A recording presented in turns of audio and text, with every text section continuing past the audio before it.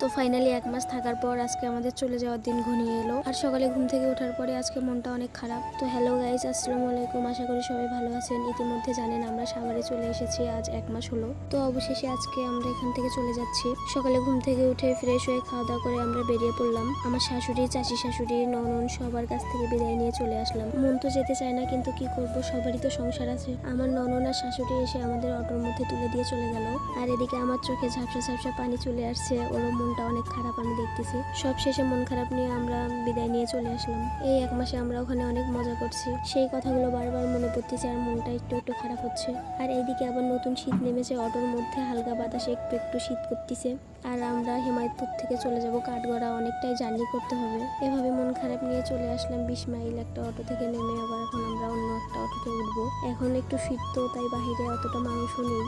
আর আমরা যেখানে নামবো তার থেকে একটু পিছিয়ে আমাদের নামাই দিছে, ওইদিকে নাকি জ্যাম লাগছে এর জন্য। তারপর আর কি ওখানে নেমে পড়লাম। আর ও অটোওয়ালা আমাকে ভাড়া দিচ্ছে।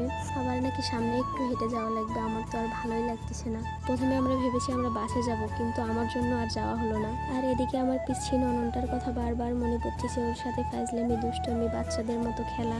আমরা যখন চলে আসি তখন ওর মুখের দিকে তাকানোই যাচ্ছিল না। ও মন ভার করেছিল অনেক। আসলে এই ছোট ছোট ননন, দেবর, এদের সাথে দুষ্টমি, ফাজলামি, মজা এসব অনেক ভালো লাগে সবারই। আর আমার হাজবেন্ড তো একা, ওর নিজের ছোট ভাই বা বোন নেই, ওটা হচ্ছে ওর চাচাতো বোন। অনেকটাই হাঁটার পর আবার আরেকটা অটোর মধ্যে উঠে বসলাম। এখন আমরা যাব কাঠগড়ায়। আর কাঠগড়ার রাস্তায় এতটা পরিমাণ জ্যাম, আমার তো বিরক্তি লাগতেছে, অটো যাচ্ছেই না। আমার মনটা অনেক খারাপ, তাই আমার হাজবেন্ড আমাকে হাসানোর অনেক চেষ্টা করতে। আর রাস্তায় একটু ভাঙা, তাই আমার হাতটা শক্ত করে ধরছে যেন আমি পড়ে না যাই। আর কোথাও ঘুরতে যাওয়ার সময় প্রিয় মানুষের হাতটা এভাবে শক্ত করে ধরে থাকতে কার না ভালো লাগে। তারপর আমরা ফাইনালি চলে আসলাম কাঠগড়া বাজারে। বাজারটা এতটা পরিমাণ বড়, আর আমরা যতবারই এই বাজারে আসি আমার শ্বশুরকে খুঁজে খুঁজে বের করতে হয়। আর বাজারটা এত বড় হয়ে লাভ কি, আমরা যতবারই এসেছি ততবারই দেখি এই বাজারটা ফাঁকা।